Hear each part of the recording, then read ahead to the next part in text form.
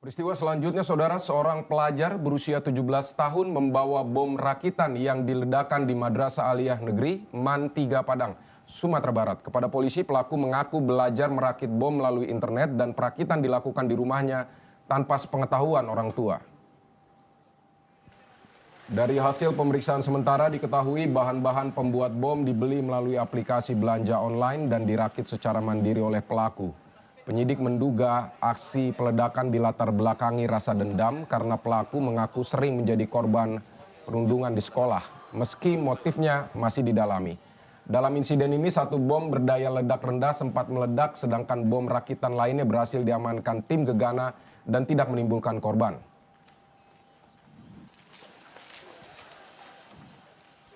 Saudara, perkembangan penyelidikan insiden ledakan bom di sekolah di Padang kita akan tanyakan ke jurnalis Kompas TV, sudah ada Rio Johannes.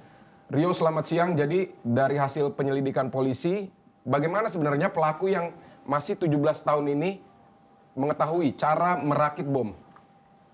Ya, Pidi dan juga saudara, memang kepada pihak kepolisian dari keterangan sementara terduga pelaku peledakan bom rakitan ini, R 17 tahun mengaku bahwasannya mempelajari cara pembuatan dan perakitan bom ini melalui jejaring internet. Sementara untuk bahan-bahannya itu dia beli melalui situs jual beli online.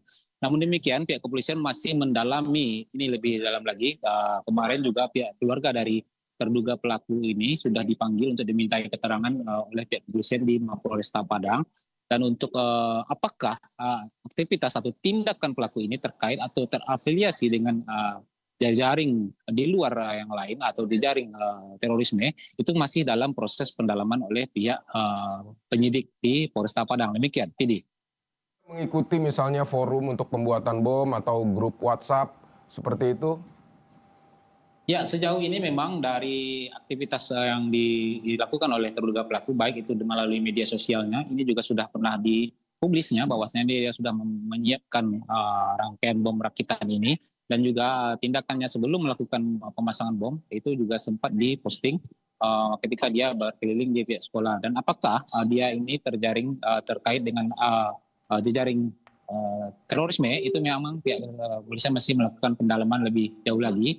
Dari beberapa hasil pemeriksaan awal dari handphone milik terduga pelaku, memang ditemukan ada beberapa grup yang membahas tentang hal-hal yang seperti itu. Demikian. Jadi dia status hukumnya sekarang seperti apa, Rio?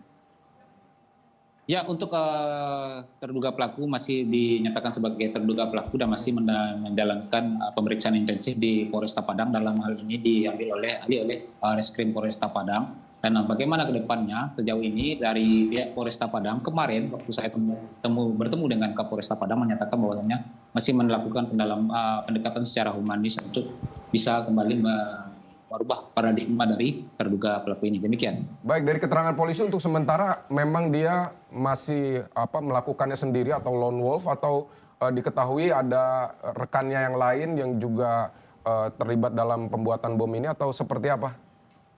Ya, sejauh ini dari keterangan awal ini pihak kepolisian masih sejauh ini rilisan terakhir dari pihak kepolisian menyatakan bahwasannya terduga pelaku ini mengetahui cara membeli bahan-bahan itu masih melalui media sosial internet.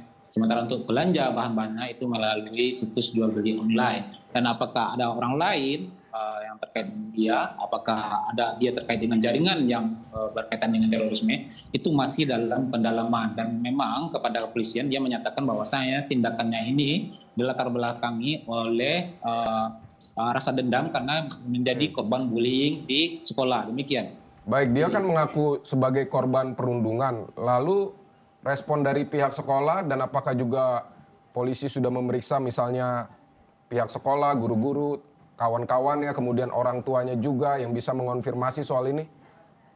Ya, untuk terkait bullying ini memang pihak sekolah sejauh ini sudah beberapa kali saya bertemu dengan kepala sekolah itu menyatakan bahwasanya masih menegaskan bahwasanya dia tidak mengetahui adanya tindakan bullying terhadap terduga pelaku peledakan bom rakitan ini.